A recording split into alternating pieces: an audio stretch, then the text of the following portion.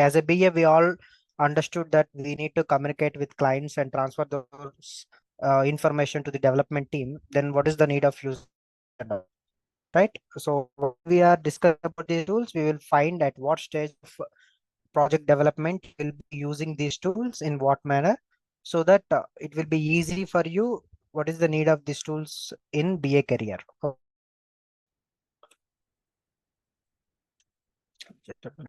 Yeah. Yeah. Coming to roles and responsibilities of a business analyst. So we all know that we find that we as a BA gathering the requirements, documenting the requirements, modeling the requirements. So you will be interacting with the client, which is called client interaction. And once you got that interaction, you giving some requirements, and whatever you got from the client, you won't straight away give it to the develop team. You will be modeling them or doing re-engineering so that it will be refined in a way that we can implement in a project. Okay. So these are the responsibilities of a BA in a project. Okay. So first of all, we will be discussing about MS Visio tool. And once that is done, we will be working with the tool. After the tool work, we will come back to PPT to learn about Balsamiq and Azure. Okay. So coming to MS Visio, Microsoft Visio is a tool used to create your diagrams, unified modeling language. Okay. So I hope everyone know the stages of SDLC, right? Team, do you know the stages of SDLC?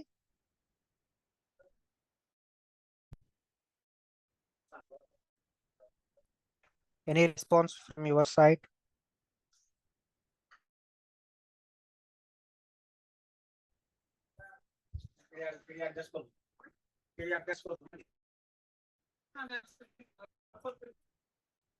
Okay, it would be helpful if you chat with me, okay, rather than these emojis. Please chat with me so that I can see your replies. Okay. Okay. We have stages: requirement gathering, requirement analysis, system design, development or implementation, testing, and then finally deployment and maintenance. Right. So, in which of these stages this MS Visio, the tool, is useful? So MS Visio is nothing but a diagrammatic tool used to draw your diagrams. What is this? And why do we need to know how to draw the diagrams?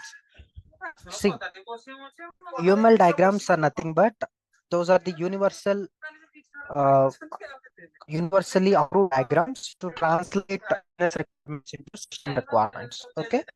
So instead of you hand over 100 pages of document to the developer, you can convert that information into simple diagram so that he will understand how a system should behave. Okay. So in that transition, these diagrams will come.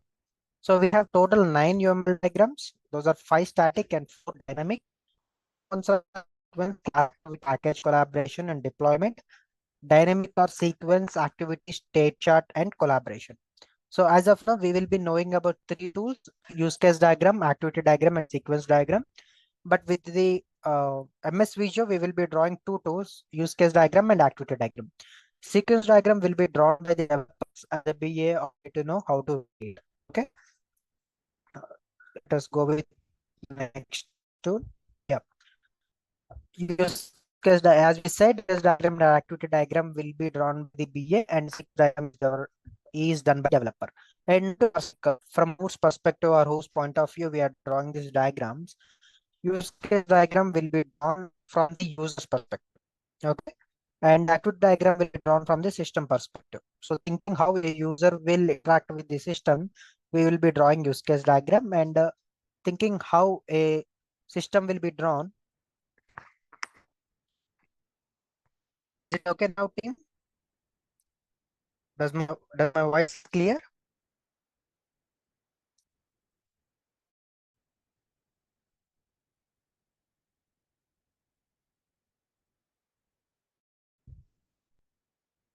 Okay, just a minute.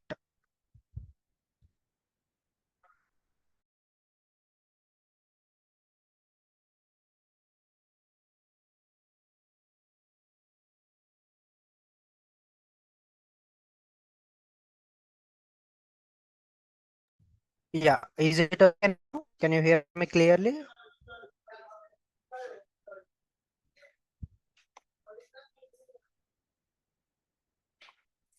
Hello, can you hear me clearly now?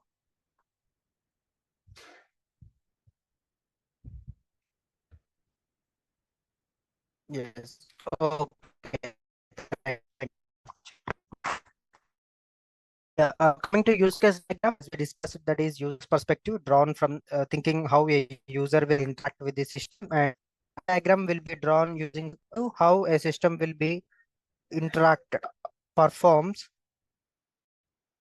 Okay, just a team. Let me change my internet.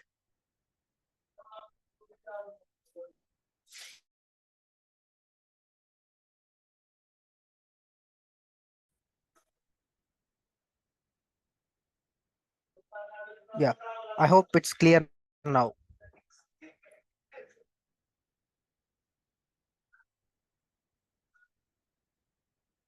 Yes. Okay. Thank you. Right. Now let us discuss one by one use case diagram. So a use case is used to represent the behavior of a system by incorporating use case actors and relationships. A use case diagram is an actor specific, and an actor is nothing but the person who will interact with the system we called as an actor. So the definition or the meaning of use case diagram is nothing but it is a UML diagram used to represent how a user should interact with the system, and how a system should be uh, working should be replied to that interaction of a user. Okay, so by looking into this use case diagram, the developer should understand how to design a system, and how a user will actually interacting with that system. Okay, and in this diagram you will be having few components like actors, use cases, relationships, and all. Actor is nothing but the person who is interacting with the system. It can be a human being or another system, and there are two types of actors: primary actor and secondary actor. Primary actor is nothing but he is the one who will be initiating the action first or primarily to the system, and secondary actor will be on the right side of the system boundary, who will be helping the primary action get done. Okay, primary actor action get done successfully. And use case is nothing but a functionality that user want to achieve or a system need to perform. And use cases are divided again into essential use case and supporting use case. And use case is denoted by using an oval shape. Okay, and system boundary is nothing but it is a rectangle box. Use it to show how a system will look like, and it will be dividing the primary and secondary actor to each other. Okay, so team, if even though if you are not getting the idea behind actors and use cases, once we start drawing the diagram you will definitely get an idea. Okay, and relationships.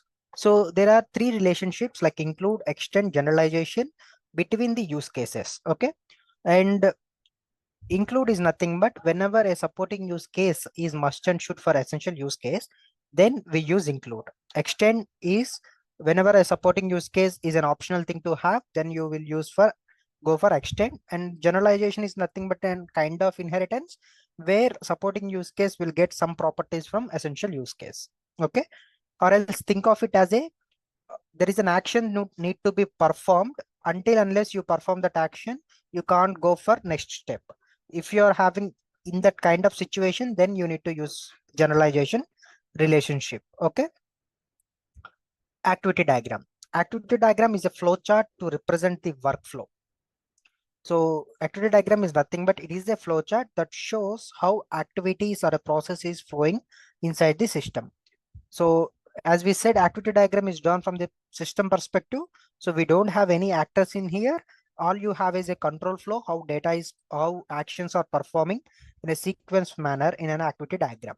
So the components of activity diagram we are having here is start node, stop node or end node, action state, control flow, decision box, fork and join. Start node is nothing but it is a black circle used to represent the started position of an action.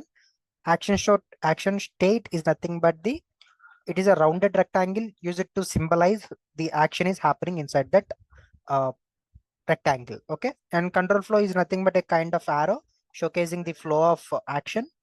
Decision box is used to describe if a system needs to take a decision. And fork and join is nothing but fork will split the control flow into multiple parallel flows, and join will combine them together to pass it to the next stage. An end node will be described as a rounded rectangle inside a rectangle, sorry, a rounded circle inside a circle, and it it is for to end the action or the flow of a system. So as you can see, there is an example on the right side. So in that way, we will be drawing our activity diagram. So we will be drawing our own activity diagram in MS Visio. Then you will get an idea how to draw it. Okay. Sequence diagram. Sequence diagram is interaction between objects and other actors. The diagram are used by the software developers and business professionals need to understand requirements for a new system. Okay. So the sequence diagram is nothing but this diagram will show us how objects in a system and an actor is interacting with each other and what messages are they passing in what period of time. Okay. So the messages you are passing will be timed on a time factor. Okay. So just like an example here, we have an user interacting with the ATM and ATM is interacting with the bank server and it is interacting with the bank. So all the messages you are finding here will be timed. Will be timed. What I mean is that whenever you try to enter your pin inside the ATM, you will be having some limited time before, like if you are not entering your pin of within that time period, the system will get back to the home screen and shows that uh, limit is over or time is over, something like kind of message. So every interaction between you and object is having a time period. Okay. So whenever a diagram is showing the interactions between the objects and the user and that interaction is being timed, then we call it as a sequence diagram. Okay. So this diagram will be prepared by the developers. All you need to know as a BA is how to read them and find out the requirements for those for the diagram to be built. Okay. Yeah. So this is MS Visio. Once you open your MS Visio, this is how you will be looking into. You'll be having UML components on the left side. All the UML charts are available with their components, and you'll be having your canvas in the middle. All you need to drag and drop those components into this canvas. Okay. And you'll be having a futures just to adjust the size of canvas and saving the file in different ways. And you can adjust the theme also. Okay. It's up to you how to design the canvas is available on the future page, future tab. Okay. Okay. So that is for MS Visio with the UML diagrams. Are you having any doubts on use case diagram, MS Visio, UML diagrams or sequence diagram team? Before we going to tool, if you are having any theoretical doubts, we will be clearing right away.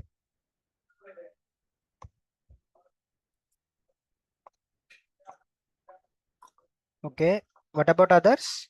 I got one response from Devender. What about others? No? Okay. Right. While I am drawing the diagram, I hope you all the team members will be interactive. Okay. Then we will get an idea how to draw these diagrams once you got into the nurturing process. So let me open the tool.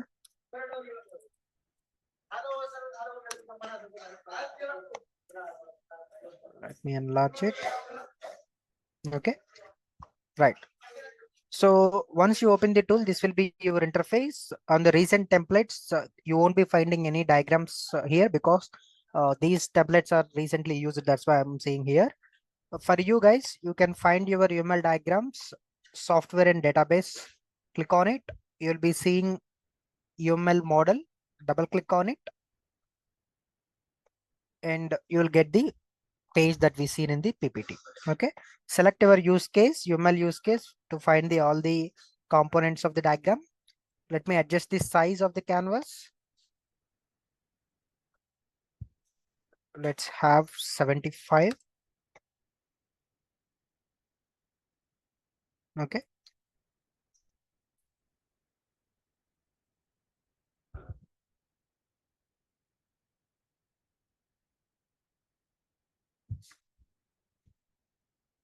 Okay, no worries. Let me close this.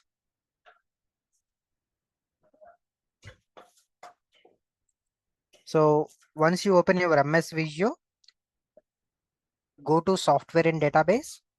You will be finding UML diagram here. Okay, double click on it. Then you will get this page.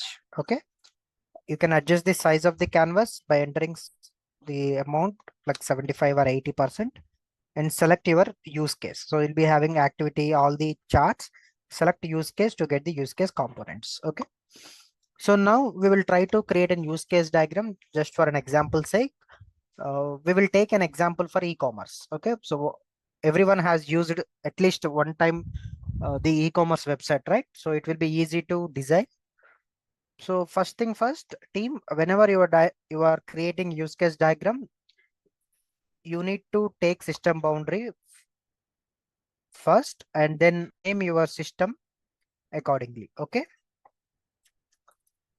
E-commerce example.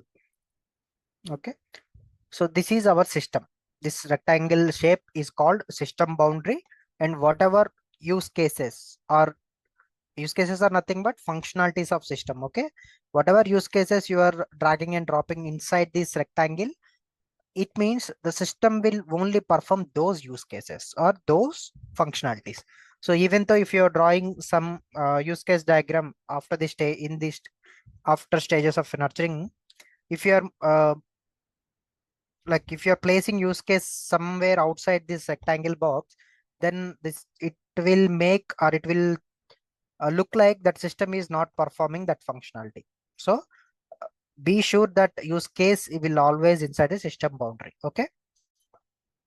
So inside an e-commerce application, just like a user trying a new user want to approach e-commerce, what is the first step that he needs to perform? Any guesses, team? What is the first step a new user will do inside an application?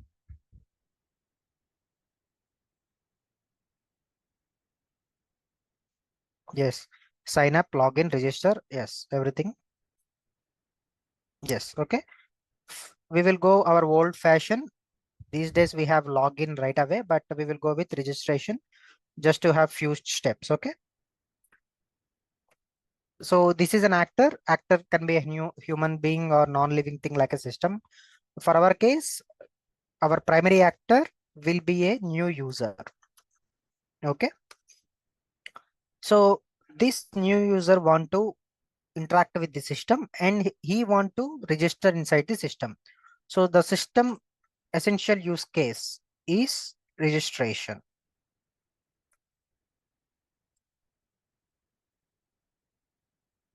Okay. So this functionality or this use case is essential use case because this is the main goal of an user to achieve. So that's why we called this use case as an essential use case. Okay. And to like what I'm saying is that to make that essential use case work properly, we need some supporting use cases. Okay. So those supporting use cases are nothing but for a registration, we need to have our name to create our profile. We need to give our email. We need to set our password.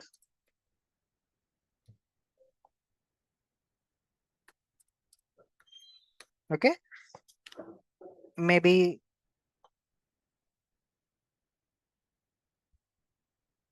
phone number. Okay. So these are all the supporting use case for register to function properly. Okay. Now we need to give a relationship between supporting use case and essential use case, just like we find in our PPT. So what relationship we can give actually? We have include, extend, generalization. What kind of relationships we can actually give here? Any guesses, team?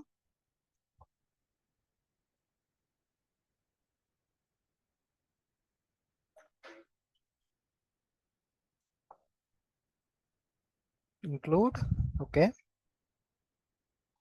Include. Okay, I got all the includes. Yes, we need to give include because For registration, every supporting use case you see here is definitely needed. There is no optional use case to skip. Okay, so that's the reason we have to give an include. And as you can see, there is no include relationship here or include arrow here, which means MS Visio by default things include as an uses. So pick your uses arrow, and the direction of the uses arrow will always towards the supporting use case. Okay, copy that arrow, paste it to create exactly a new one, and let me connect remaining arrows. Okay,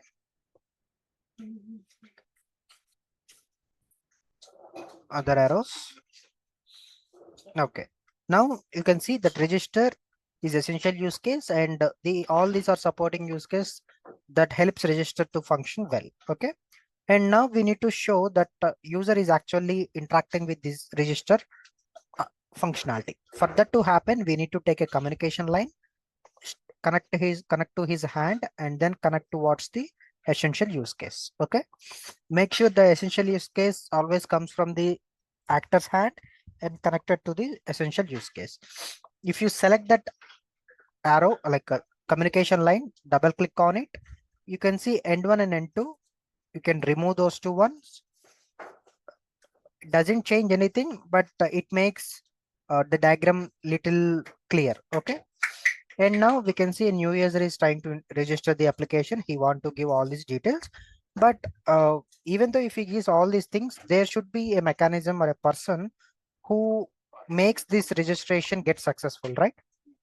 For a older systems, it will be database to generate a OTP or to send a link to generate to verify whether he is human or not. We have a person or a system on the other side of the our system. So this database will helps the primary actor who is a new user action get successful. So that's why we called he the actor which is on the right side of the system boundary called secondary actor.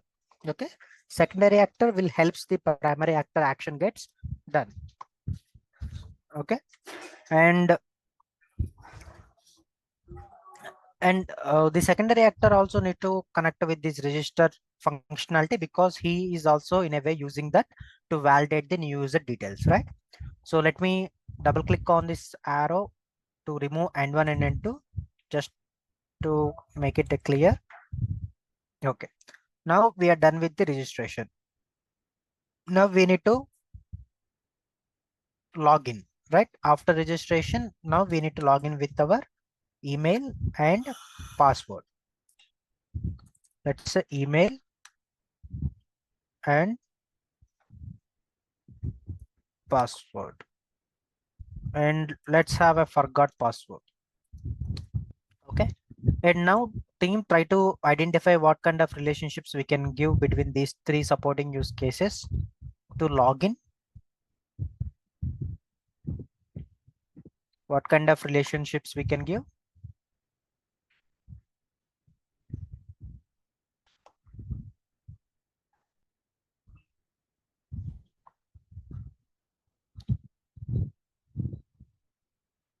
Okay, I'm getting include, extend. Okay, we have three use cases to connect, so we need three relationships. Okay, only relationships, not what we are going to show. Okay,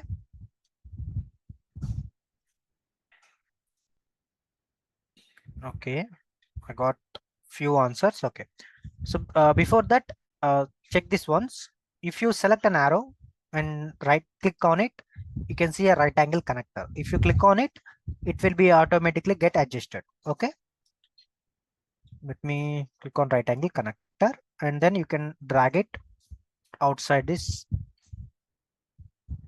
Okay, right. So yeah, for a login, email and password is very much needed. So we need users because we don't have any other options to log in beside this email and password because we have given in a way. Okay, and coming to forgot password, this is an extend and the arrow will be opposite to include. The reason why I'm saying this an extend, we all know that extend is nothing but whenever a supporting use case is optional to have, then we will go for extend. So for login future, it's not like every user that trying to log in have to use this forgot password functionality or click on this functionality, right? If you know your email and password, then you can log in without touching this functionality. So in a way that people may use it or may not use it, even though if they don't use it, they can still achieve that essential use case. Okay.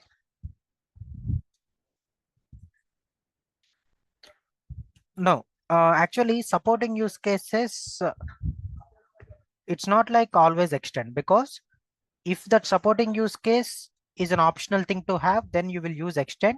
If that supporting use case must and should required to function extension, sorry, to function essential use case, then you will use include. That's why, right, we have used these includes, and here also these includes. Uses are nothing but includes.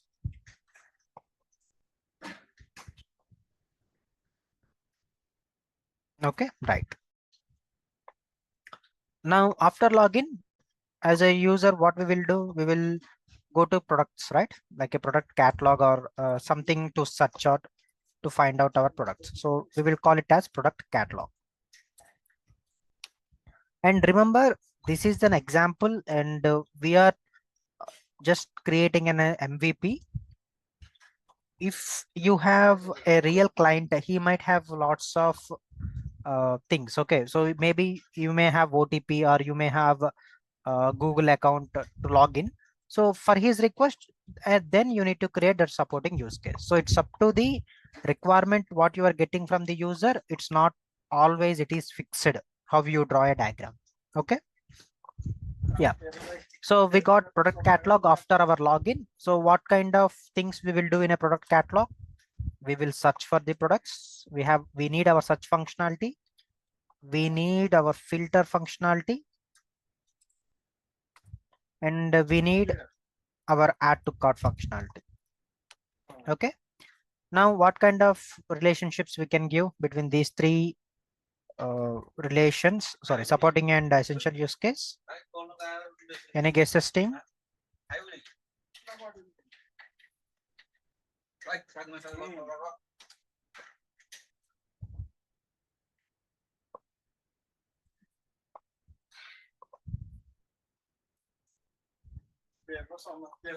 Any guesses?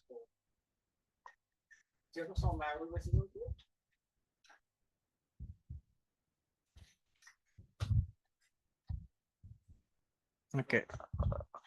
Actually, I got one answer, and that is the first answer. Since I'm say it like doing this class, that is the right answer in the first guess. Okay, keep it up. Right. Okay. Let me clarify my remaining doubts. Okay. Okay. See, as a user, let's say Devender used an application.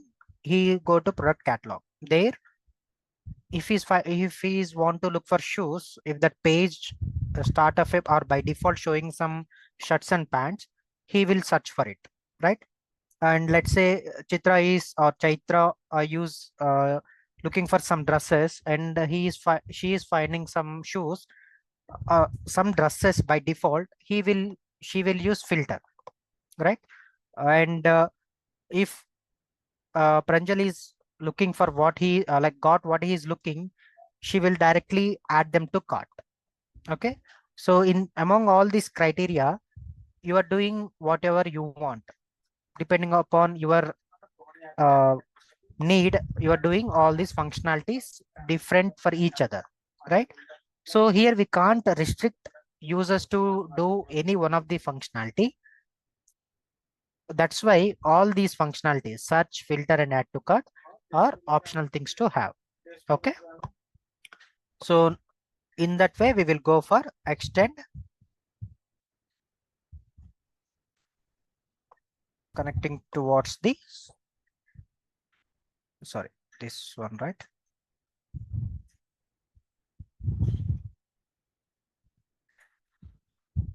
Right. Okay, I hope everyone understand what I'm saying here, right? Search, filter, add to cart. Why we are saying all of them are extents.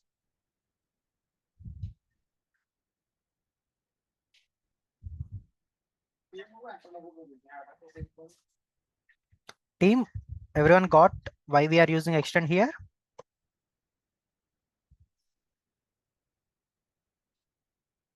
Yes. Okay, right. Thank you.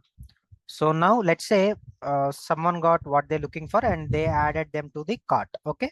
Now, next thing that system need to perform is a payment, right? Payment. And let's say we want our system to accommodate COD, UPI, maybe wallet. Okay. So now what kind of relationships we can give here?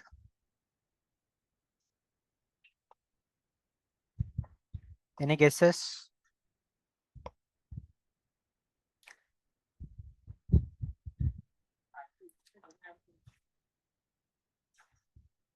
Okay. What about others?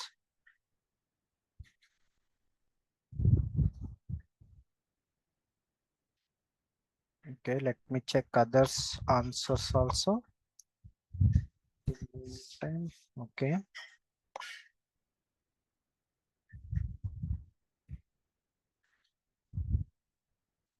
Right click on it to have the arrow. Okay. Okay. I got some extends. I got some includes, but all of you are missing. We have another relationship called generalization, right? So when I say why, what generalization relationship will do, it will actually used when there is a scenario that you need to choose at least one option to move forward. Okay. And in this case, for payment option, if you give include for any one of the option and remaining as an extends, it means for the payment to get done, that include supporting use case only the way to have that payment. Okay. If you go everything as an extend, that means the price of that item might be free, because you are saying everything is an optional. Even though if you don't use it, you will get that payment done. Just like your login feature here, even though you are not touching that forgot password, you are still getting your login, right? So that's the reason whatever the options you are having here, and even though those are all different for every user, but every user need to select any one of the option to achieve the payment. Okay. For that reason, we need to go with generalization. Okay. And you don't have generalization directly here. So what we will do is that we will carry extend, double click on it. You will see a stereotype drop down, select it and click on the empty space, click on OK. Now this arrow will become a nameless. This arrow will treat as generalization. The generalization direction will same as our extend. Okay. Connect to wallet. And finally our UPI. And finally we are done with our payment. I need our system to send order status. Okay. Let's have order status. And this order status needs to perform through email, because we have given email, right? And SMS. Okay. Now what I want is that whenever a person places an order and it is successful, the system should send order status through email at the same time through SMS. Okay. So both are mandatory things to have. So that's why I'm using users here. Okay. And let me connect remaining communication lines to the user. Make it uh, again here.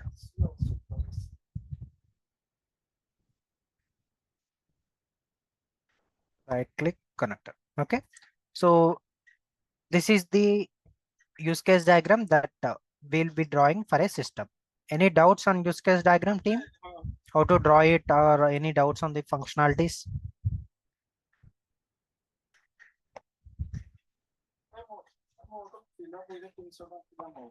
Yeah, one more thing actually, just a minute. Okay, one more thing is that let me remove this payment communication line from the database.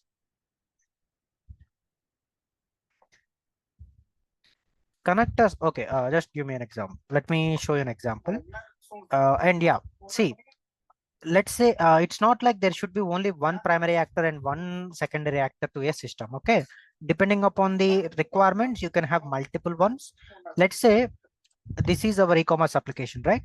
We don't want our database have this payment details. We want to have to some third party integration. Let's say we need another secondary actor. This person will act as our payment gateway. Okay, this will store all the transaction details that will reduce burden on our database. Okay, so now to give the communication line, drag your communication line, place it over the canvas. Okay, communication line will always connect to the essential use case and connected to the actor's hand. Okay, and if the arrow is going through the lines, select that arrow or the communication line, right click on it, click on right angle connector. Now just place your cursor across these green marks. It will be easy to scroll down or move it aside. Okay,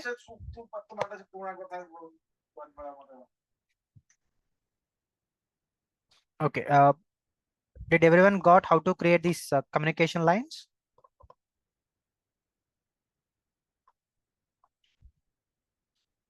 Okay, yes, so everyone is okay with use case diagram, right?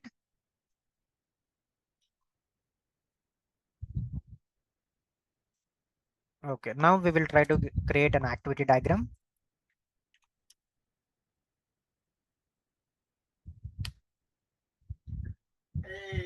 Let's have 75, and this diagram, let's have, okay, yeah, okay. We are not creating the entire activity diagram for the entire system. Okay, we will be creating 5 activity diagrams, taking 5 scenarios how to use its components. Now activity diagram is done by the BA only sequence diagram will be done by developers. Okay, so on the left side you can see UML activity, click on it. Okay, yeah,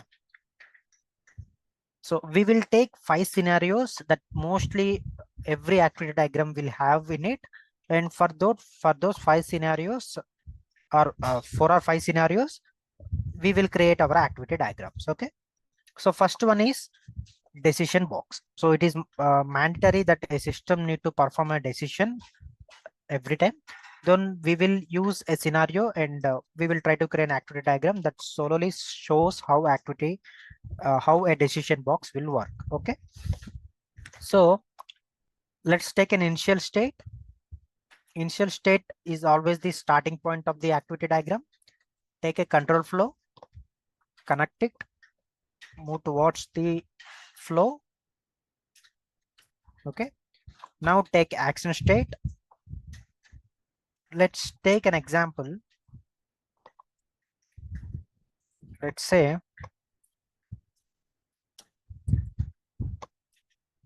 login. Okay, so now we will try to talk about login functionality, and with the login a person needs to enter credentials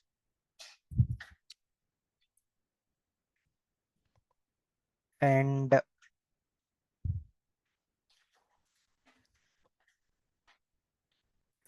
system will validate credentials. Now once the validation is done, there is 2 ways that the control flow will split. One is either the credentials are true or false. Okay, so let me show. Take a control flow, connect two opposite sides. Okay. Now the this will called as we will call this as valid credentials,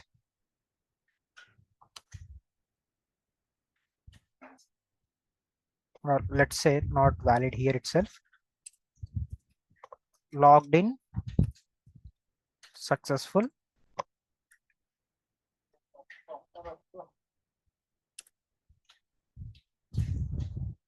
wrong credentials. Okay.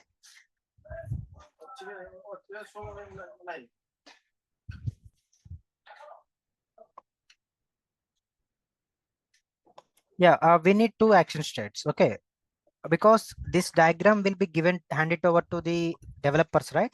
So he need to understand how the flow should pass inside the system. So just if you give just a action state with login, he should also know that someone needs to enter credential to that login, right? So you need to create everything so clearly that there should be no uh, like assuming while creating a system. Okay.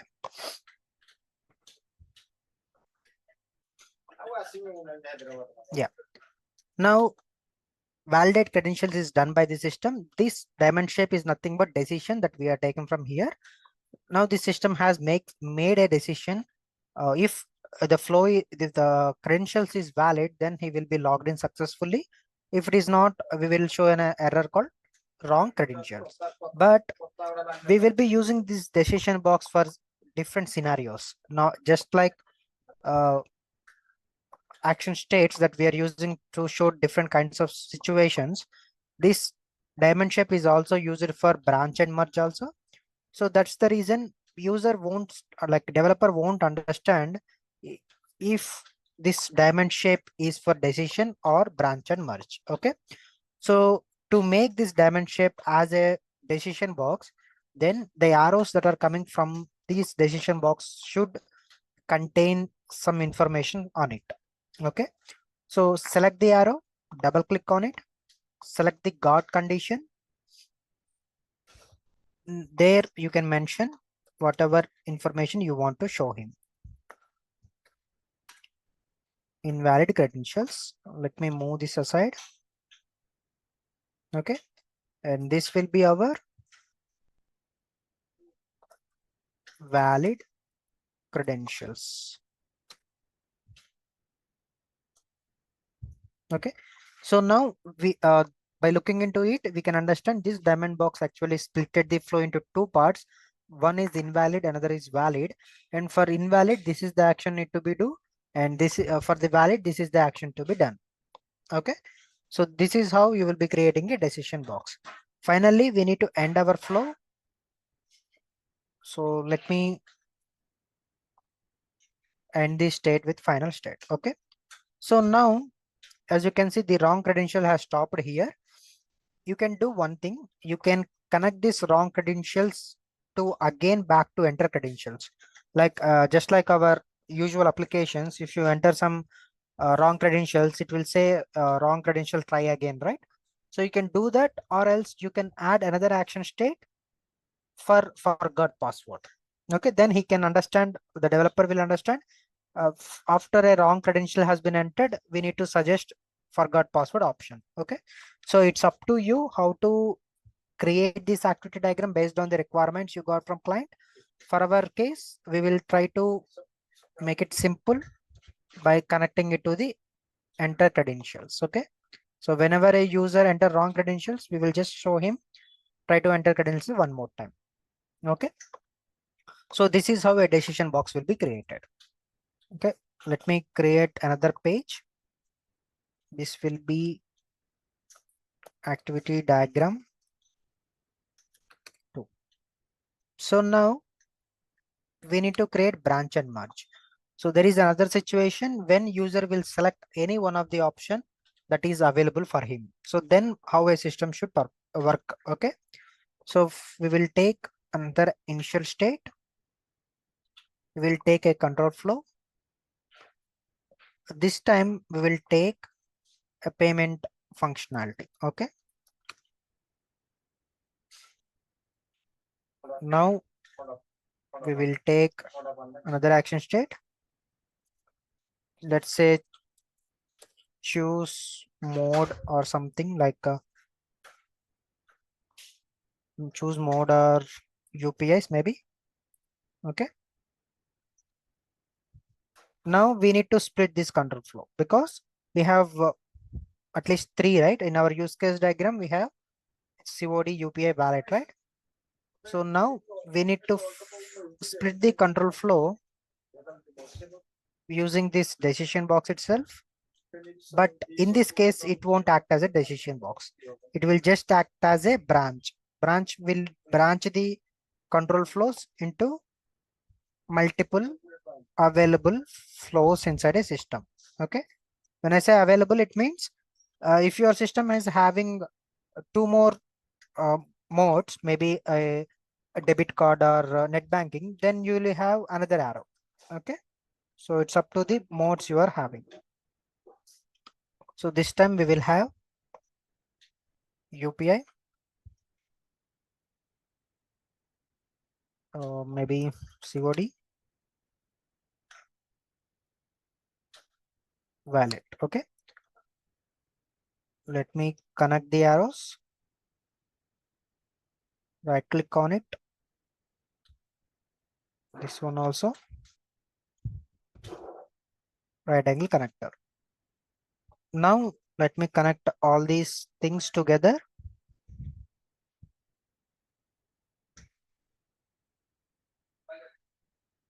And this one for here.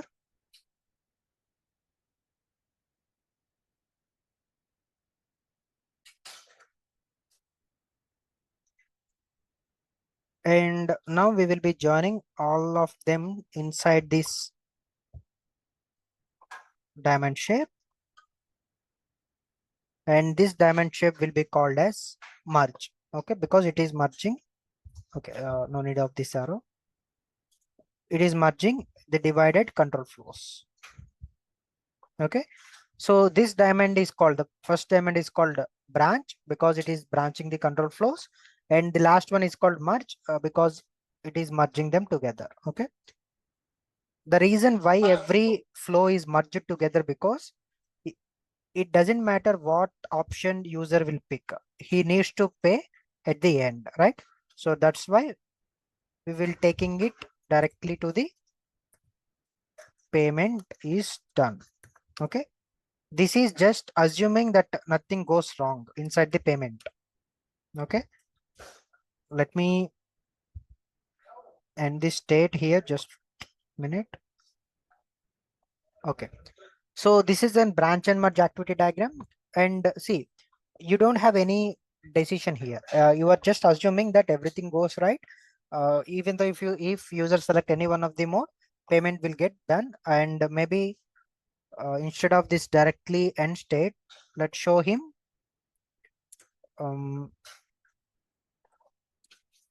send order status. Okay, so then he will understand that payment is done successfully. Okay, and yeah, even this is a simple diagram, and if you got some other requirements from the user saying that no, this is too simple, if payment got disturbed or got wrong in the flow, I need to ask him to go back to the choose mode once again. Okay, then you can change this arrow. Let me make it down. You can just select select this by dragging your cursor, and then you can move it away. And let's have another control flow. This time we will use this one and this one and this. Okay, and we will connect to here. Right click, right angle connector, move it away. So now we want to show him this is a decision box, so we will activate the guard condition saying that payment failed. Okay, maybe here payment is successful. Okay, so this is how you can like build an activity diagram based on the requirement. And finally, we will have one more activity diagram.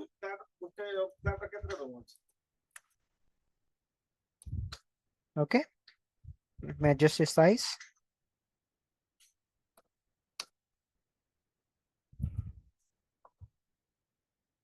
Go to activities, take the state, next arrow, action state. This is order status.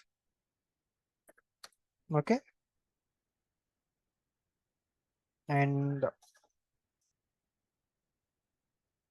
okay, now see, we will be using fork and join. The reason why we are using fork and join, because whenever a flow is splitted into multiple parallel flows, at that situation you need to use a fork. When those all parallel flows are connecting to one final ending, then you will be using join. Okay, so let me give an example here.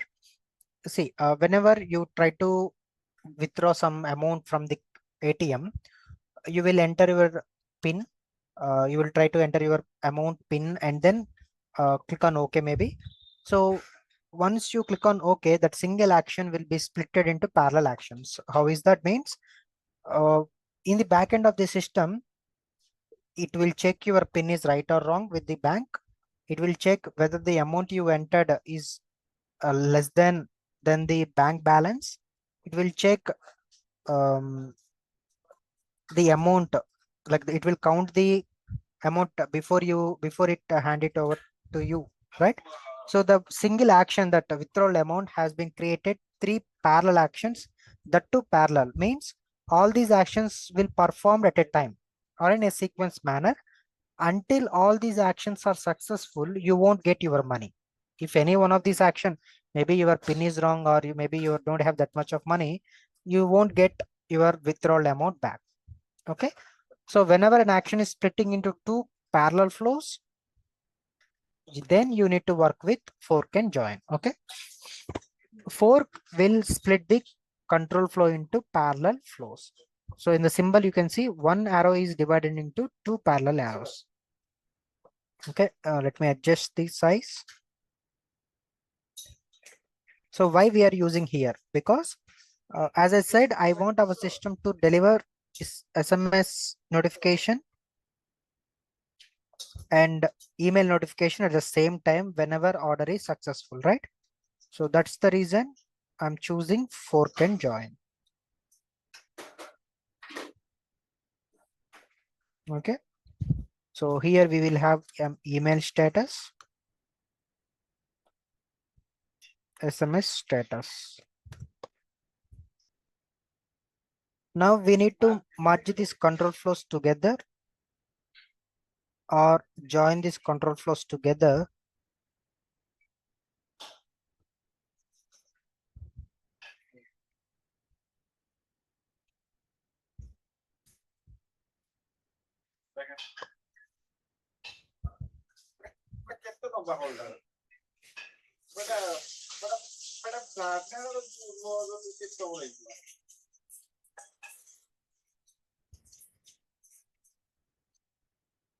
Let me take this one.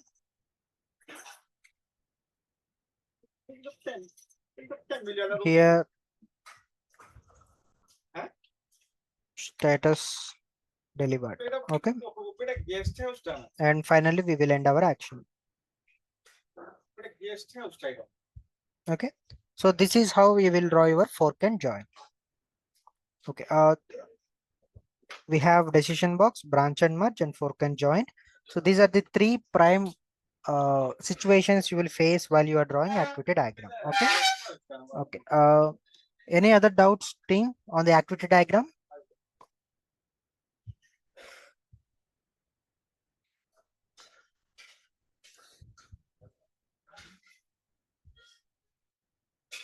Okay,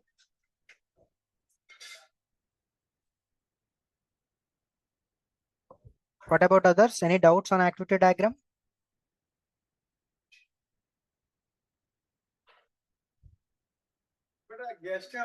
Okay. So I'm closing this application. The diagram I have created. Okay, let me minimize. Maybe in middle. If you got any doubts, we can come back. Okay, now we will be learning remaining two tools, Balsamiq and Azure.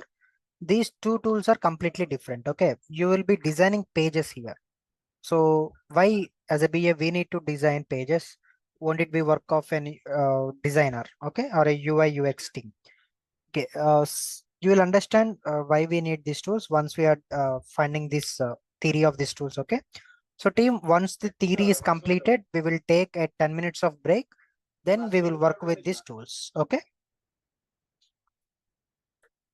let me show the Balsamiq. Okay, so Balsamiq tool or Balsamiq Studio is founded in March 2008 by Pelli Gulzani, a former Adobe senior software engineer. Balsamiq is used to create web and mobile applications.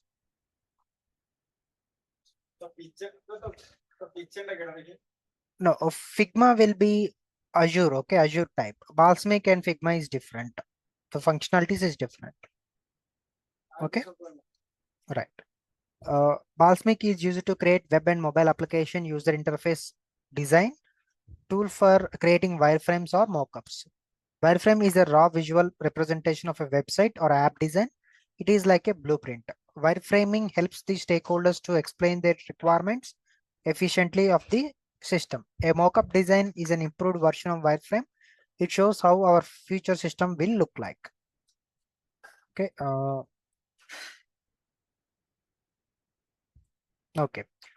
So Balsamiq, it is a software or a tool used to create wireframes or mockups. Okay. And as a BA, why we need to know how to draw these diagrams, or sorry, how to design these pages. Okay. See, let's assume you are a BA, you are in a client interaction. The client is telling about how his interface should look like. Okay. Maybe he wants an icon on the right side and a login page on the left side, and a maybe some icons on the there and here. Okay, so he's just saying there, you are just noting it down. Instead of doing that, you can come up with this quick sketch. What is it, what is he saying? You can draw it using a pen and paper, and then show it him right away, so that he can also understand what is he is saying and how it will be look like once it is put on the design.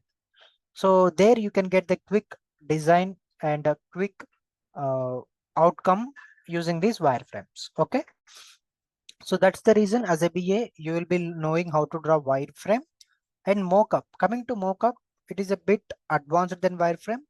Mockup will have that realistic look, only look, won't be any interactions. Okay, you will have diagrams, you will have images, icons, and input fields and everything, but all those things won't work or won't function. Mockup is only a static image. Okay, so remember this team, wireframes are a blueprint or a skeleton of a sketch. It is used to get the quick decisions done, and mockups are only drawn using a tool such as Balsamiq and all. Mockups are just a static images or a static diagrams. Okay, wireframes can also drawn using Balsamiq also, but mostly due to it simplicity, we will use basic pen and paper. Okay, let me show you clearly how different wireframe mockup and prototype will look like. So this is an wireframe. You can see that wireframe can be easily drawn using a pen, right? So wireframe is a skeleton that shows what kind of components will goes where. It will have all these placeholders. So when you are designing, you will understand where we need to situate this search icon, or where we need to put this comment icon. So you'll get that initial idea from wireframe. And coming to mockup, you will get a visual look with all these images, colors and everything, but there won't be any functionalities in these icons. Okay, coming to prototype, which is an advanced version compared to these two. Prototype is a replica of your project. It will have almost all the functionalities, all the interaction that your future product going to have. So in this prototype, you'll be having this icon, search icon will be working, and these likes, shares, comments, settings, and everything will be working. So prototype is used to have that user experience or user flow inside our application. Okay. Mockup is used to show that visual appearance, and wireframes is used to get the idea how it the placement will happen. Okay. Yeah. Difference between wireframes, mockups, and prototypes. A wireframe is a blueprint of the future without any color and functionality. A mockup design is an improved version of the wireframe, and it shows how the future system will look like. So as we discussed, wireframe don't have any functionality without any color and functionality, and mockup will have that futuristic look. Okay. And coming to prototype, a prototype is a replica of the future system which is meant to simulate user interaction. Okay. So user interaction in the sense, if you give it to your client, you can he can actually browse through this prototype and understand how a user will actually use this application. He will get that user experience. Okay. Wireframes can be designed on a paper with a pen or pencil. Mockup cannot be designed on the paper, and you need to use mockup tools for the mockup. And prototype, the prototype of a product is designed by the developers and business analysts to understand the system. And wireframe could be designed very quickly. Mockup takes more time compared to wireframe. Prototype takes much more time compared to mockup. And it is designed by the business analyst. Wireframes is definitely designed by the business analyst. Mockups designed by the business analyst or UX team. Prototype is developed by the development team with business analyst. Okay. And wireframe, it is developed in almost every project because we will be using mostly in the initial stage itself. So we need this wireframe every stage, every project, and mockup are also developed in all the projects. And prototypes may not be required for all the projects. So if you're having a very small project, no need of that user experience to show future that you need to show that like primarily, then you don't need this prototype. Okay. Yeah, once you open your Balsamic tool, this will be your interface. You will have your property panel, UI library, canvas, and property inspector. Property panel will just work as our PPT slides. You will have your slides. You can delete, duplicate, change name and all. UI library will have all the components that you can use for designing. All you need to drag and drop towards the canvas. Property inspector is nothing but you can change the layout. You can edit colors, add images, add links between the pages. Okay. Coming to Azure RP. Azure RP stands for Rapid Prototyping. Azure RP is a powerful design tool for creating highly interactive prototypes for web, mobile, and desktop applications with the screen navigations. It has clickable buttons, inputs and output, and others. It allows the business stakeholder to get the feel of the future system, and you can capture their feedback during the session. The Azure RP is used at the starting of the project during both the research and design phase of a project. So this tool is used to create prototypes. Okay. So remember team, Azure, Balsamic are the tools, software tools. Okay. Prototype and wireframes and mockups are the output or the deliverables of these tools. Okay. Don't get confused with the namings. Okay. So prototype is nothing but it will help the client or user get the experience how the final product will have, so that you can capture his feedback. Okay. So we are having differences between the tools Azure and Balsamic based on the tasks. We have complexity. Coming to complexity, Azure is more advanced and require more time to master, whereas Balsamic is very simple and easy to learn. And prototyping capabilities, Azure is more powerful and advanced compared to Balsamiq, which is only used to create mockups and prototypes. Collaboration, coming to Azure, it will allow entire team to work on it. Entire team can use this tool to work on single project, and Balsamiq only one person can involve in the working. Pricing, Azure is a subscription based pricing model. Balsamiq is more affordable one-time fee.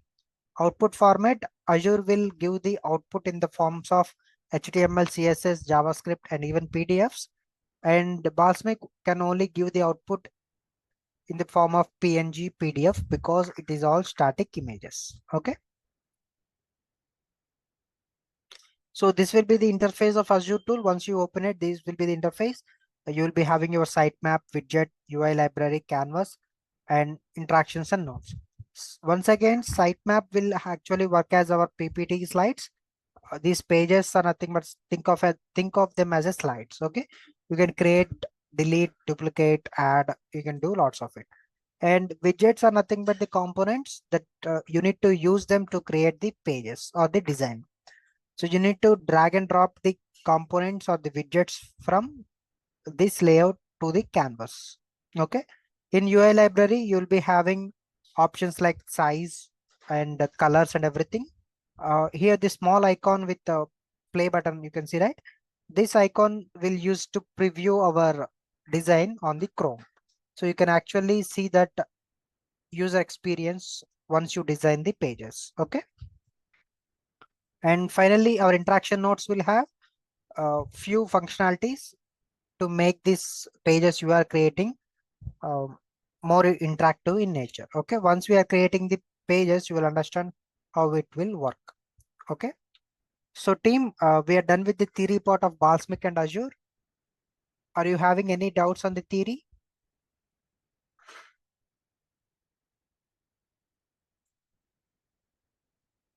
Any doubts, team?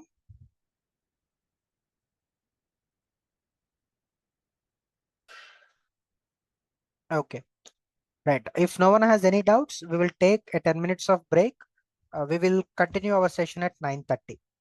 Okay. Please be available at 9:30 because we need to complete these two tools, right? Okay. Okay, team, take the break.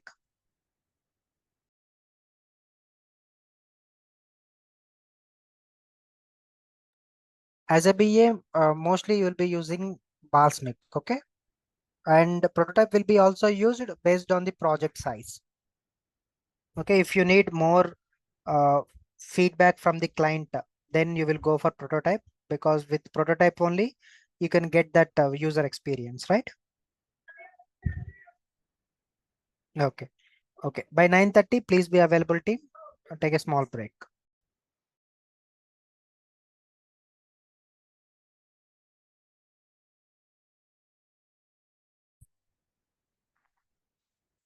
Okay.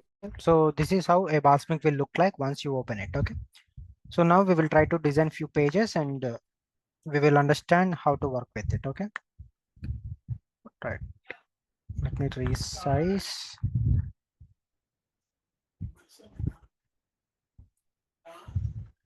Okay. So yeah, this is our slide. You can rename it by right click on it. Click on rename. So let's take our e-commerce examples as it is to create the pages itself. Okay. Registration. Now we will see the components that are available here. Okay. So all these components are easily accessible. You need just to drag and drop to the canvas. Okay. So to create actual design, we will take browser first. Okay. So this will look like that we are working on the web application. Okay. So let me, yeah. So if you didn't find exactly what you're looking for, you can use your quick add option. If you know the name, browser or something, you can actually get it here. Okay. Now let me edit this thing. Let's say www.ecommerce underscore registration maybe some digits slash dot com. Okay, so this is our registration page. Now we need our login, we need our input fields, right? So I will search for input. So I get text input, drag them, adjust the size, copy and paste. We will need name, email, password for registration. So we have button right here. Right click on it, type it register. So let's double click on this. We will type name, email, and password. Okay. So now we have simple registration page. Now we need to have a login page. So to create new page, you can add, just a minute.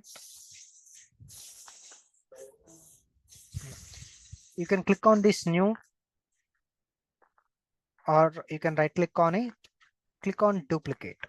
Okay. So this will reduce this time to create from scratch. Okay. You can have the initial layout itself. You can do the small changes that you needed. Okay.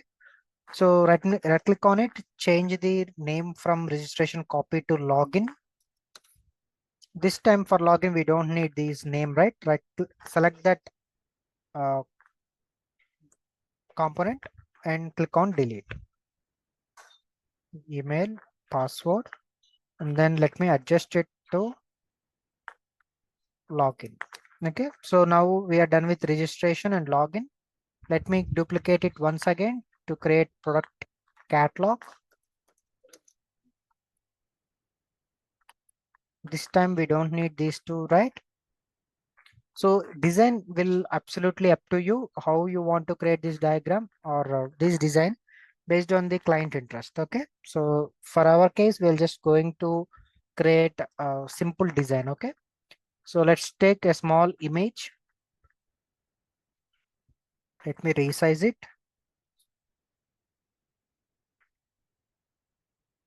Let's have a text.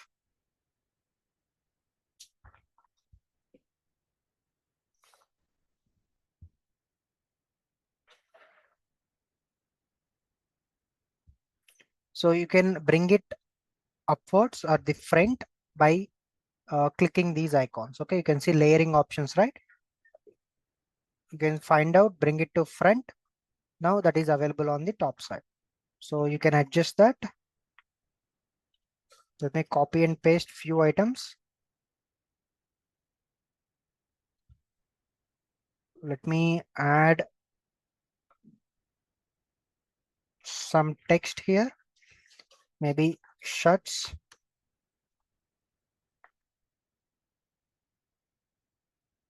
Copy paste. Pants.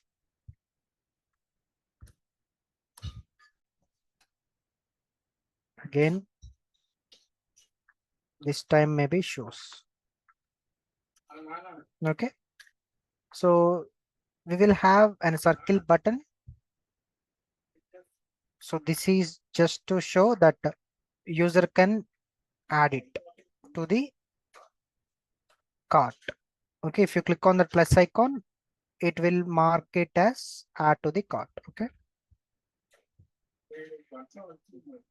Let me copy and paste it. Okay. The button will say us add to cart. Okay.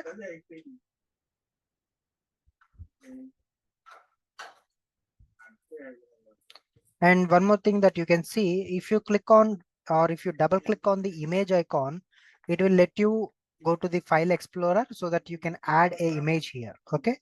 Let's see if I found any image, maybe screenshots.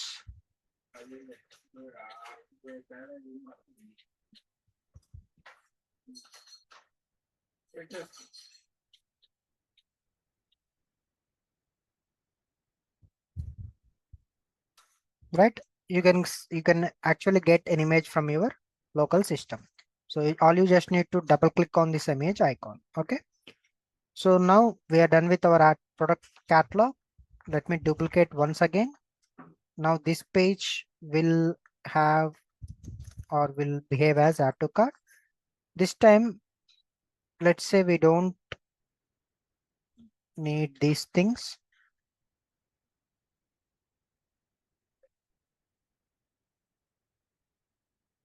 Assuming that the user has only selected only shirts, and instead of this circle, because user actually been selected that plus icon and then move to add to cart, right? So we need something showcase how many shirts he actually selected. So we need stepper and we will place it here. Let's say he ordered 10 shirts. So now we can say that from product catalog, he clicked on plus icon and turn it into 10 and then click on add to cart. Now that shirts has been showing a preview page in add to cart, showing that 10 shirts are going to purchase. Okay. So instead of here add to cart, we need purchase. Okay. So after add to cart, duplicate the page. This time rename it as payment. Instead of purchase,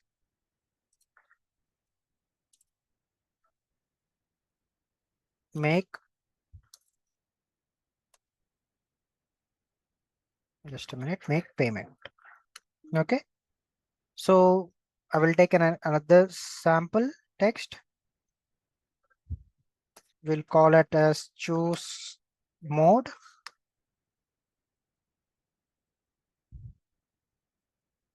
Stepper can be get by using this search option. Okay, quick search option, there type stepper. Okay, once you start using this Balsamic, you will understand the namings and all, or else you can use these tabs. You have all, assets, big, buttons, common, containers, forums, icons, iOS, layout, markups, media, symbols, and text. Okay, you can use all of these things to create your dash pages. If you don't want to go one by one, you can directly go this quick add search option. There type whatever you are looking for, it will be appearing there. And then if you click on that search, let's say credit card, I click on credit, right, payment, it's showing related things. So if I click on that, I will get that card. Okay. So in that way, you can get our stepper. So let me select this choose mode.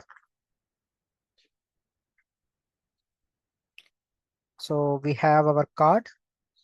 So let's take, we need checkbox. Okay.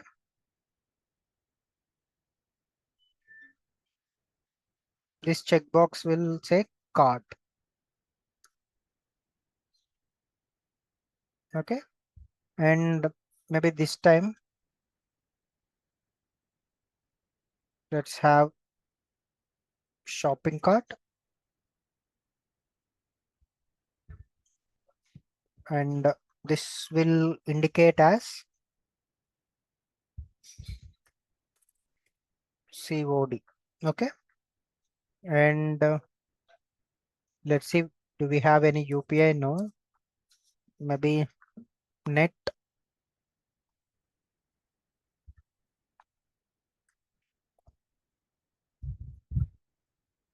Okay, we have a globe. We will work with it. And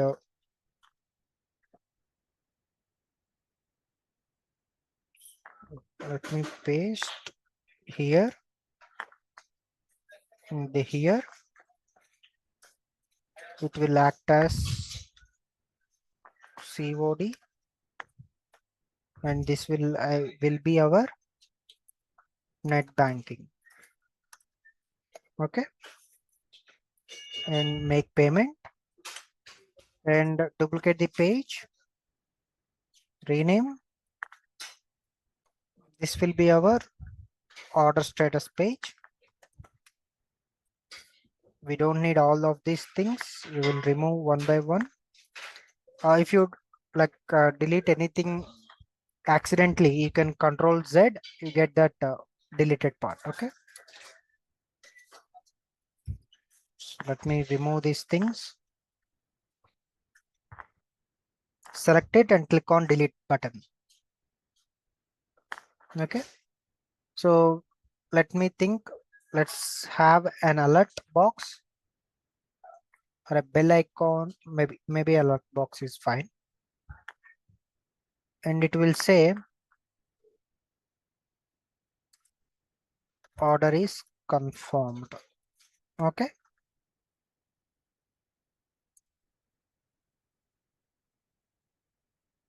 and once he is in this page, we will ask him to browse more. Okay, so this is a simple layout for a e-commerce website from registration to order status. Okay, so you can design these pages as you wanted. Let me select this icon. As you can see, I got from the property inspector border style. I can pick this one to change the style or the square shape. You can change the background color based on the style. Let me check this color. Okay, so everything here can be colored. Okay, now let's preview this page, how this will look while we are giving a demo or a presentation. So on the right top corner, you can see a preview page, right? Select on it. The page is ready to preview. So now, as you can see, everything here is a static. You don't see anything working. If you click on it, it will just make it as a hand signal, and the button also is not workable. Okay. So as far as a mockup can come, this is what you can get from a mockup.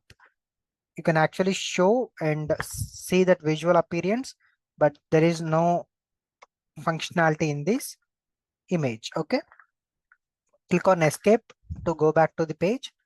And one small interaction you can do in this page is that you can connect these or interlink these pages together. Okay, that will happen by selecting the button. Once you select a button, you will get an option called links. Okay, if you click on that, you can see the pages that you want to link this button with. So what happens is that whenever you click on that button, then page that is linked to that button will appear. So let's say we are in registration page, right? So once if someone click on register button, the login page should appear. So I'm selecting login, and in login page, I need to go to product catalog. From product catalog to add to cart. From add to cart to payment. From payment to order status, and from order status to again product catalog, so that he can browse something. And remember team, it's not like you can only give uh, links to buttons. You can actually give links to icons and text also. Okay, so let's say if I take a net icon, let me see. Okay, if I select that net icon, you can see the size of that icon. You can change the size, and you can see link also.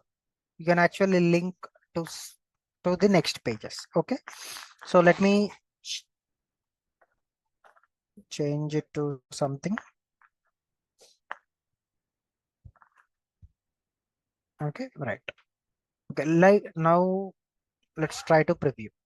Okay, So as you can see, whenever my cursor is moving towards that linked part of the page, the cursor is automatically turning into hand, right?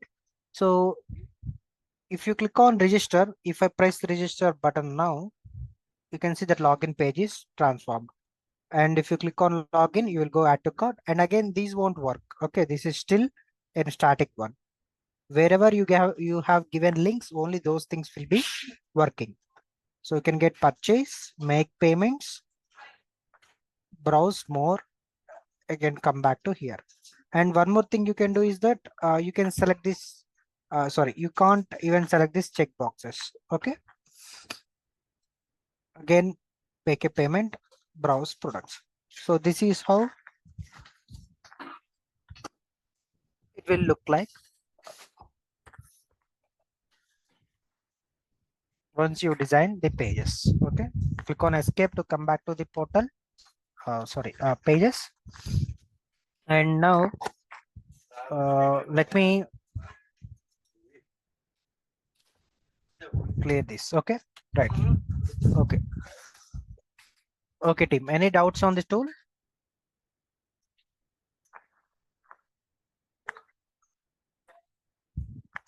Team, any doubts on the Balsamic, how to draw these diagrams and all?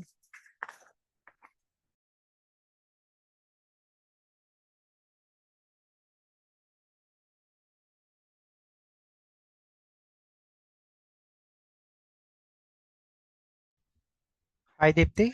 What is your doubt?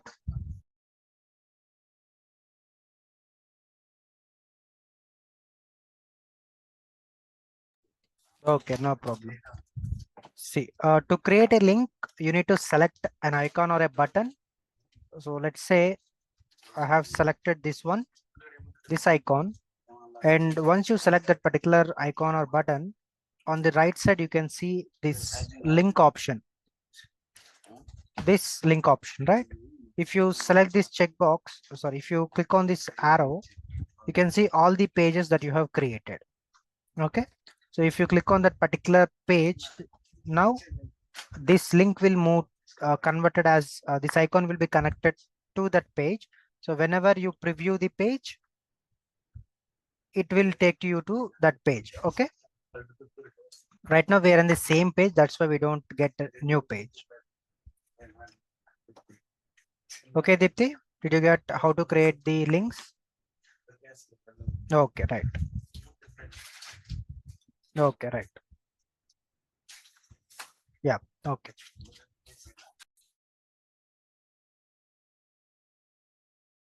Okay. If no one has any doubts, then we will start with Azure prototyping.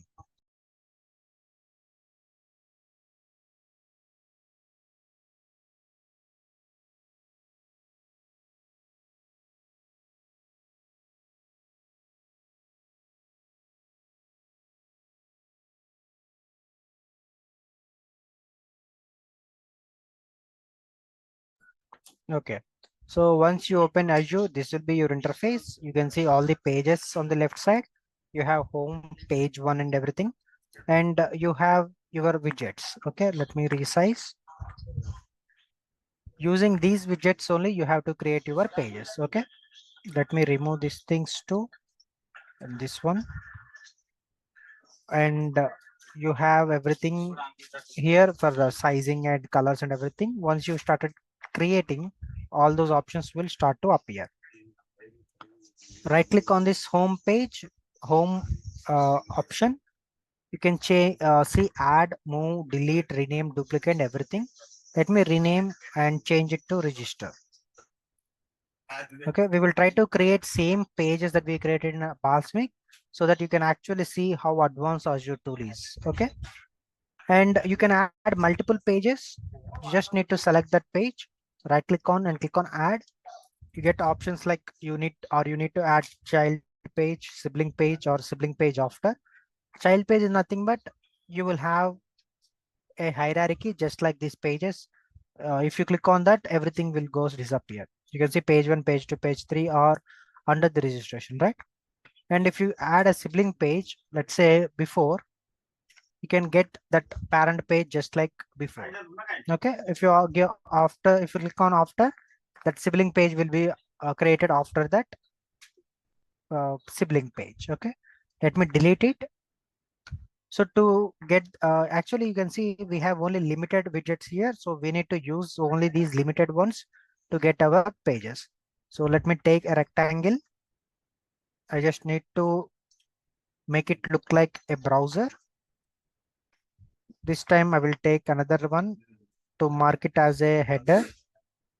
Okay, just like a header here.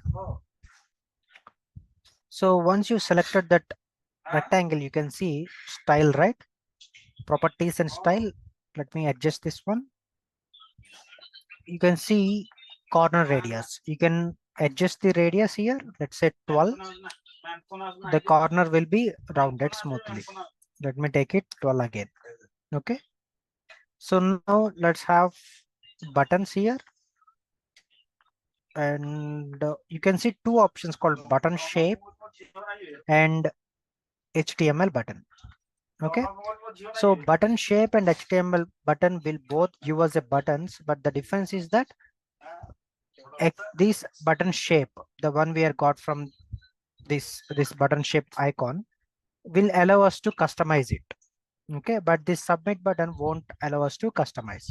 So if you select on action, you can see all the borders, lines, fields, and everything is visible or use it to like ready to use. But if you select on the submit button, everything got disappeared, right? So that means you can't have that customization in these HTML buttons.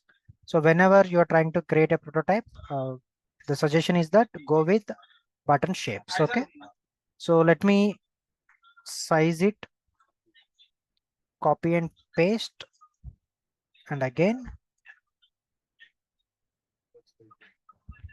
and let me there just for okay. Now we will call it as about,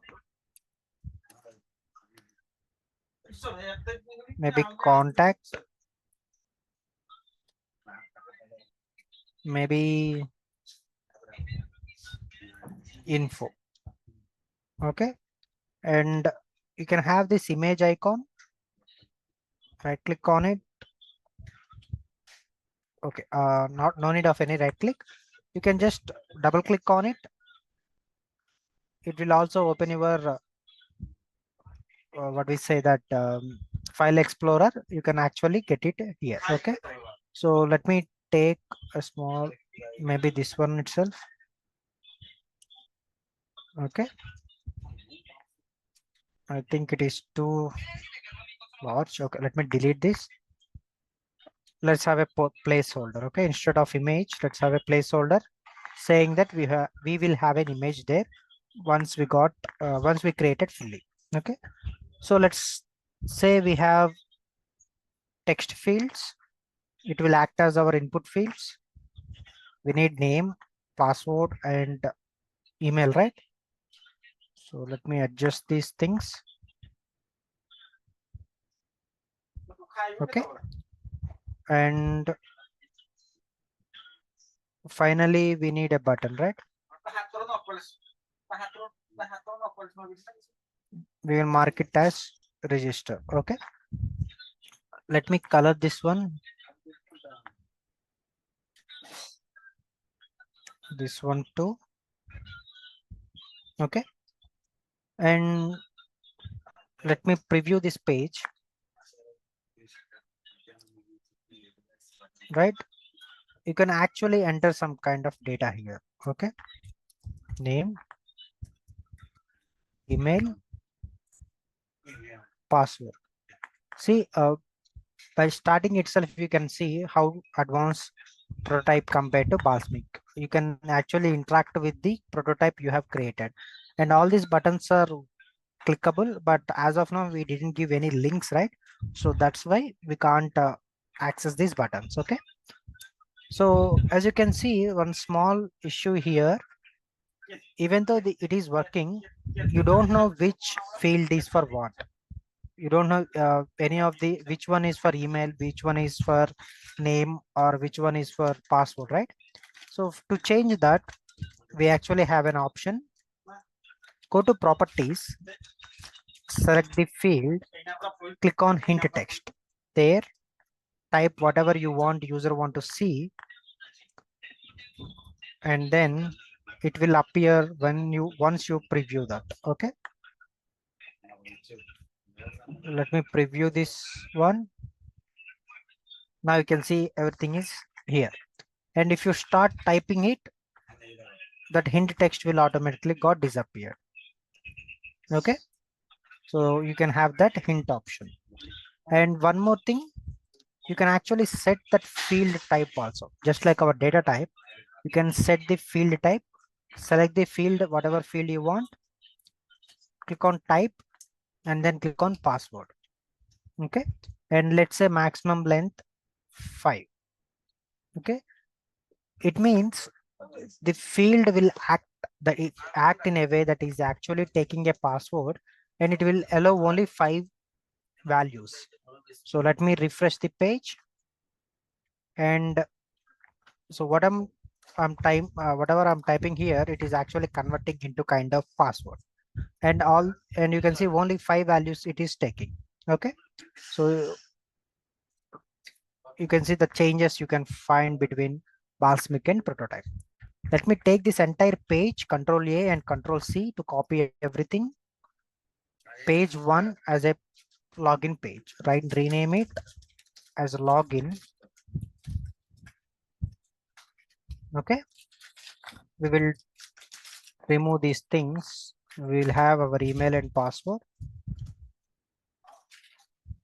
and we will mark it as login. Okay, now we have 2 pages, right? This time let me connect the pages together. Okay, so to connect the pages, select the button, click on you have under interactions on click, right?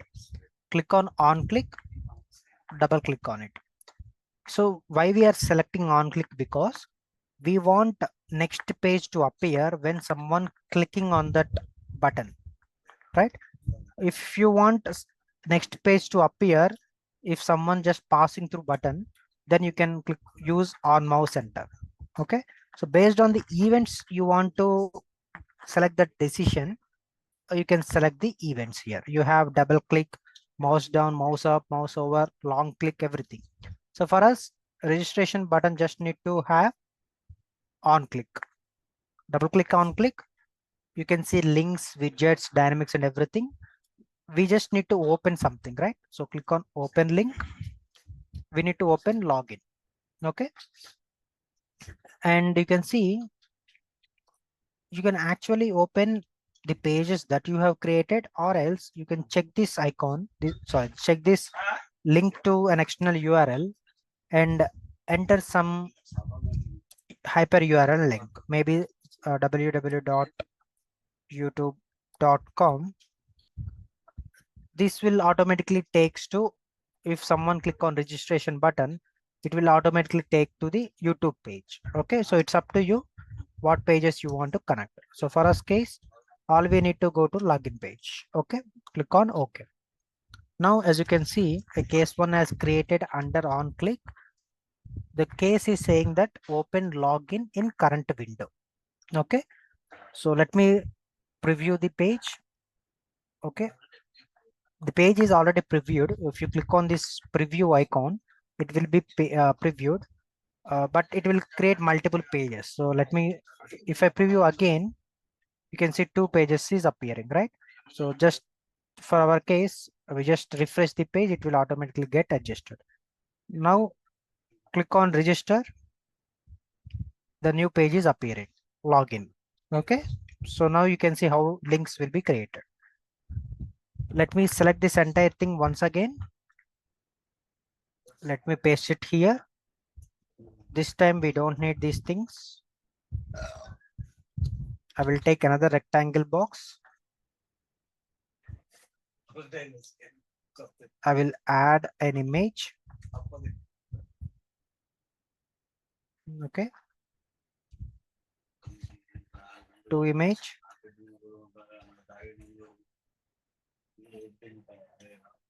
Instead of heading 1, we will go with heading 2. Copy and paste.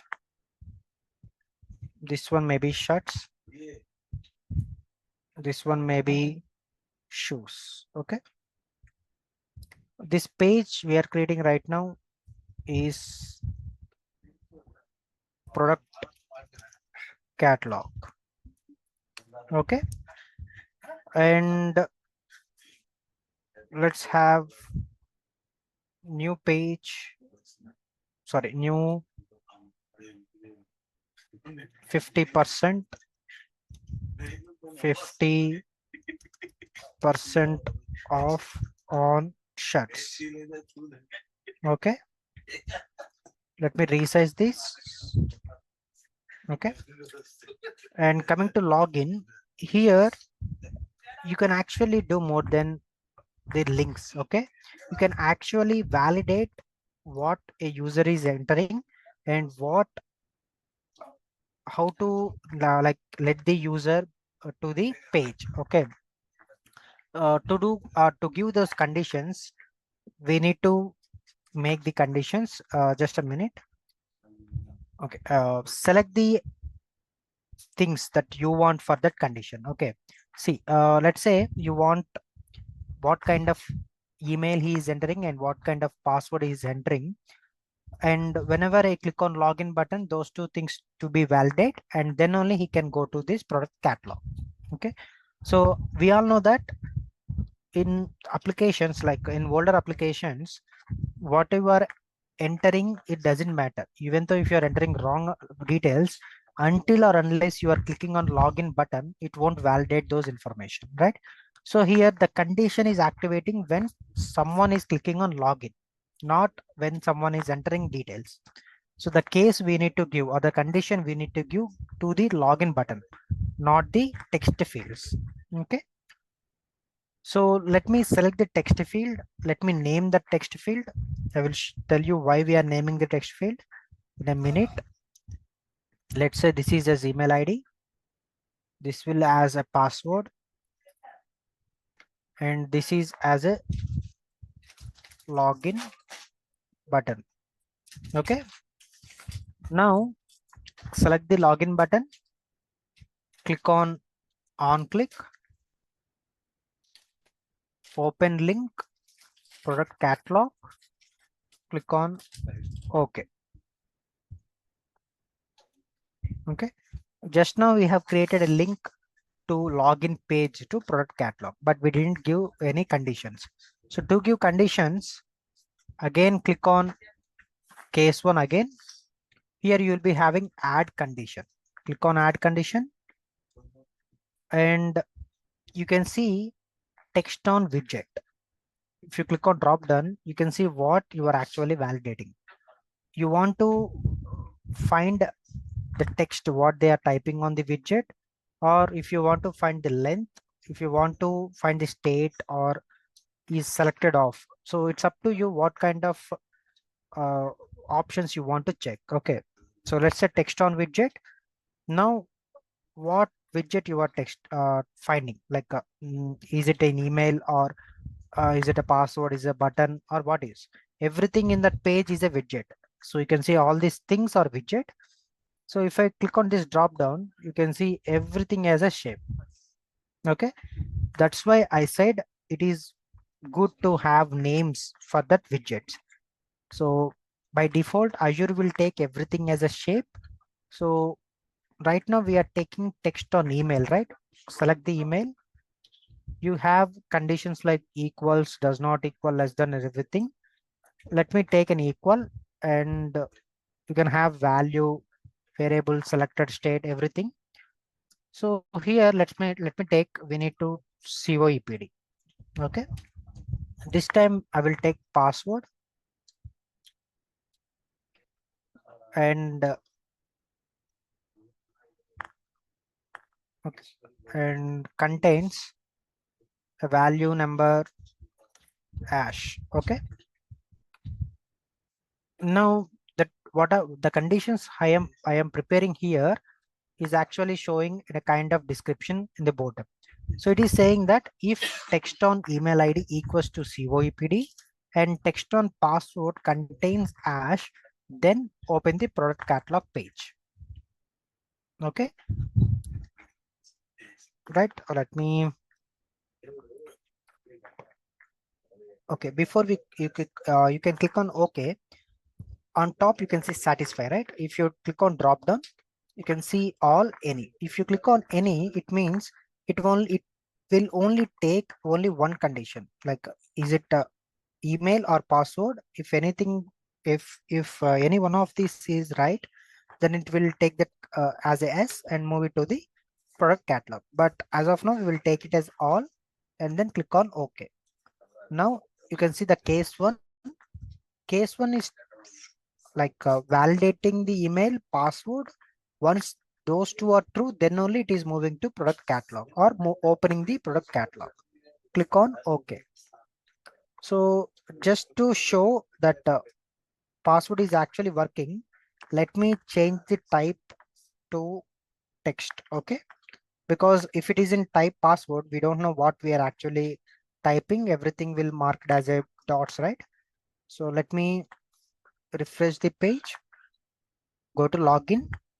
If I click on login, you can see if it is just selecting, but it won't working. The button is not working.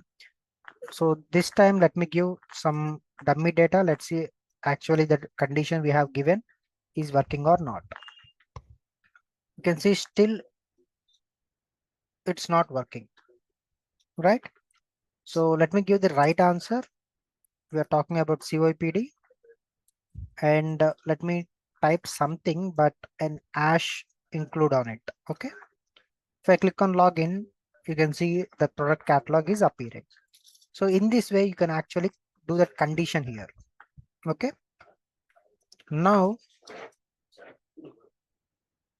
let me have a radio button, the product catalog, and let me adjust the size. This button is nothing but saying that we have selected this radio button, this item to the add to catalog. Okay, so add to cart, and this page. Okay, let me copy this everything. We don't need this one. We don't need these two things. Assuming that someone is actually added only shirts. Okay, purchase. Okay, let me remove this one.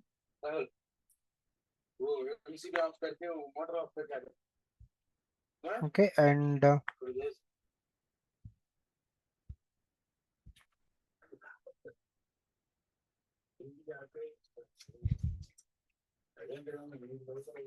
let me adjust the page again. Product catalog, add to cart. And as you can see, if you copy everything from previous page that are already given links, same links will be available on the copied page also.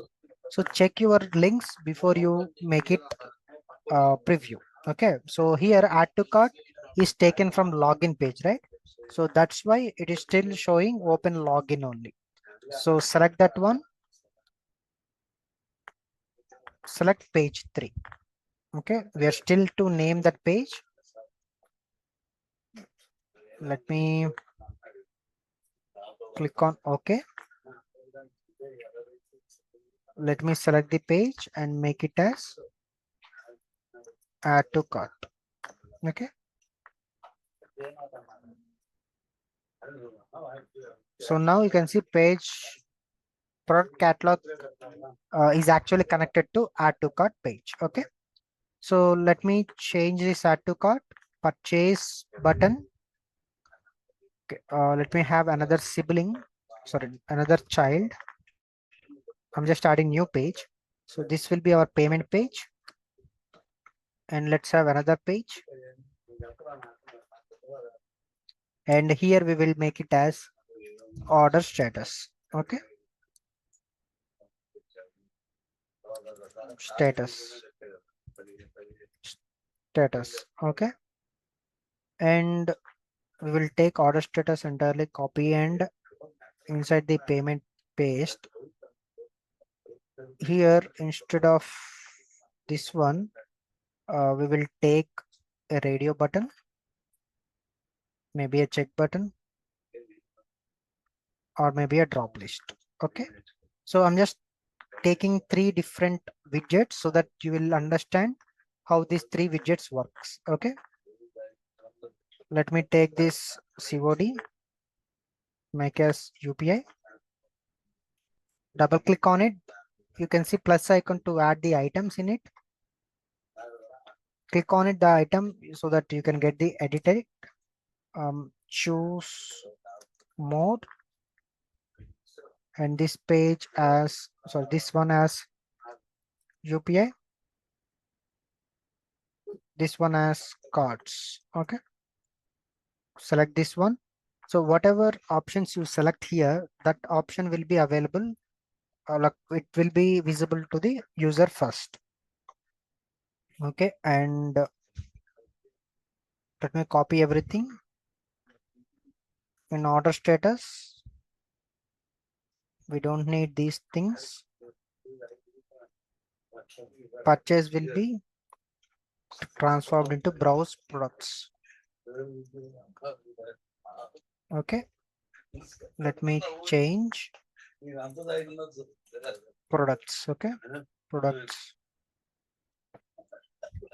And we will need to convert these products to product catalog, right? Click on OK. And now let me check the payment page also have that connection. Let me connect to the payment to order state. Okay. Let me preview this page once again entirely. Register, and then we need COEPD to move to next page. Something with ash. Click on login. If I say shirts, add to cart, shirt is available, purchase. Okay. Add to cart. So when I click on purchase, it is taking me to the login page, right? So that means this purchase is linked to that login page. No, we need to change that link and make that link to the payment page. Okay, so this page should be appear. Let me take add to cart page, select the purchase, click on payment and click on OK. Let me preview again. Purchase.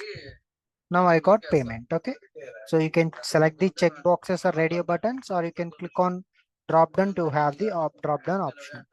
Click on purchase, and finally order status, browse products. Okay, so this is a basic one. Let's try a small interaction feature here. So as a advanced feature, this Azure will help us to give that uh, interaction. Okay, see what I mean is that, let's say I want whenever user enters into the product catalog, and whenever he moves his cursor across this shirts name, then this 50% off on shirt should be visible. Okay, so whenever he moves his cursor away from the shirts, then this 50% off on shirt should be disabled. Okay, so for that to happen, you need to select the thing that you want to make it visible and disable. Name that thing, maybe a discount. Okay, let me take this one as and name it as well. So if you are using any widgets to any conditions or any interaction, please name it. Okay, so you won't get confusion while you are creating that links. Right click on it, click on set hidden. The image, the text is right now is hidden for the preview, and select the shots. In the conditions you have on click, on mouse enter, on mouse out, everything, right? So for our need, I need whenever some person enter his mouse towards the shots, then they should be appear, right? So on mouse enter, double click, click on show or hide. So the reason why I have named, that's why You can see the discount that we are created. Click on show. So on mouse enter, we need to show it, right? So the animation we are selecting is fade and click on OK. And in the same manner on mouse out also, like when our mouse is out, we need to hide it. Select the hide and the animation is fade. Click on OK. Let's see if it is working or not. As you can see, it doesn't shows anything even though I'm selecting it or okay. But if I move my cursor to it, you can see that it is appears. If I move away, it won't be appearing. Okay. So this is another interaction you can get from the Azure. And again, you can get another interaction also. Select the button, right click on it, click on interaction styles.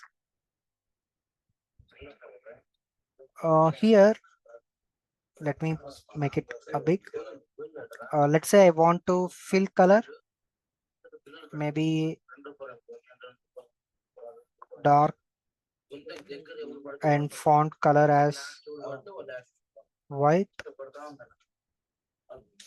maybe outer shadow and bold. Okay, click on OK.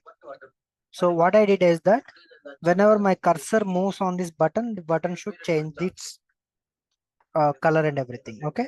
So as you can see, the button is changing according to the interaction. Okay. So that is another way to do interaction. And let me change the order status to make it easily understandable. Let me delete this and this one. Let me take this header and let's say maybe as order successful. So this time, instead of browse page, we will try to create new one. Add a child page, order pop-up. Okay. Let me copy everything, paste it here. Okay. This, we don't need this one. Okay. Let me delete this order status. The reason why I'm deleting, I have already created the order pop-up, right? So delete this. Now let me add this purchase button to the order pop-up. Click on OK. Okay. And see, you can see that order pop-up is opening in the current window. You can make that change by click on it. You can see open in, right? Change is open into current window, new window or tab, pop-up window, parent window, everything. So let me select the pop-up window. Based on that, you can see all these properties like toolbar, scroll bar, location bar, status bar, menu, directions and everything. Let me select the center screen itself. You can adjust the size, width and everything. Click on OK. Okay. So now this order pop-up or order status will actually work as a pop-up. Let me see if it is working or not. Preview. I will go to payment directly. If I click on purchase, you can see that order status as made as a pop-up. Okay, so this is the how close you can go to the pop-up, actual pop-up. You can close it. We're coming back to the Azure application. Okay, right. So this is all the interactions you can get from the Azure tool. Okay, team. Okay, any doubts on this tool, team?